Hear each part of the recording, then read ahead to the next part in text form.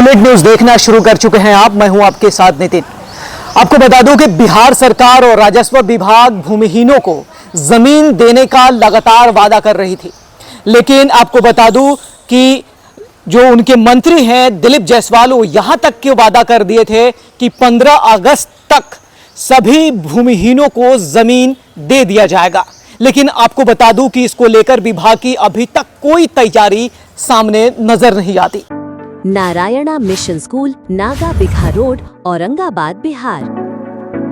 आपको बताना चाहूंगा कि इस पे विपक्ष जो है लगातार सवाल और सरकार से, मंत्री से लगातार सवाल कर रही है।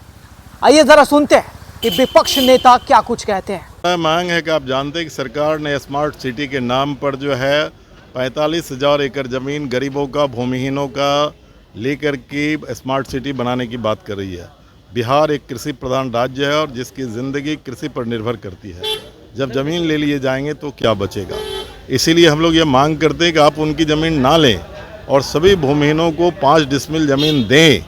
ये सवाल हम उठा रहे हैं। दूसरा सवाल हम उठा रहे हैं कि आज देश के अंदर जो है किसान की ज़िंदगी बहुत बदहाल हो गई है। उनकी लागत पूंजी बढ़ रही है और उपज का कीमत नहीं मिल रहा। इसलिए स्वामीनाथन कमीशन की अनुशंसा के आधार पर फसल का लागत पूंजी का 1.5 गुना दाम उसको मिले, ये सवाल उठा रहे हैं। तीसरी सवाल हम उठा रहे हैं कि कल भी मैं सदन में उठाया कि सरकार ने कहे कि 1,40,000 लोग ऐसे हैं जिनको घर नहीं है, लेकिन अभी तक सिर्फ 39,000 लोगों को वो ज़मीन घर दे पाए हैं। तो बाकी कब उनको दिया जाएगा? 2 साल से आवास योजना पर फंड सरकार निर्गत नहीं कर रही है। इसका मतलब है कि वो पूरा करने में 60 बरस लगेंगे। जब सरकार कहती है कि सबको हम पक्का मकान देंगे तो सरकार पक्का मकान दे। और इसके साथ ही हम आपको बताना चाहते हैं कि जो छात्र प्रोटेस्ट कर रहे थे, सबसे बड़ी बात है कि उस प्रोटेस्ट करने वाले बच्चों पर जहानाबाद के अंदर जो है कल गोलियां चली है।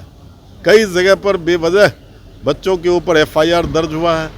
पटने के अंदर भी जो FIR दर्ज हुआ है उसमें निर्दोष बच्चों के ऊपर FIR दर्ज हुआ है। उसे चिन्हित करना चाहिए कि मामला क्या है, उसकी जांच करनी चाहिए।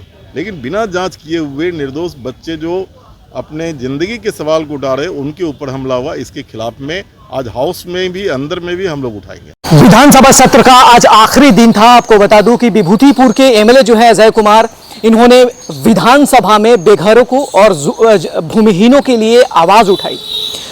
अब देखने वाली बात होगी कि क्या सरकार इनकी आवाज सुनेगी, और जिस तरीके से सरकार तैयारी कर रही थी और जिस तरीके से वादा कर रही थी कि हमें जितने भी बेघर हैं उनको आवाज देना, भूमिहीनों को जमीन देना, तो क्या इसको समय रहते, वक्त रहते पूरा किया जाएगा या फिर और वक्त लगेगा? ये देखने वाली बात होगी। कैमरा पर्सन अनीश के साथ मैं नितिन, बुलेट न्यूज, पटना।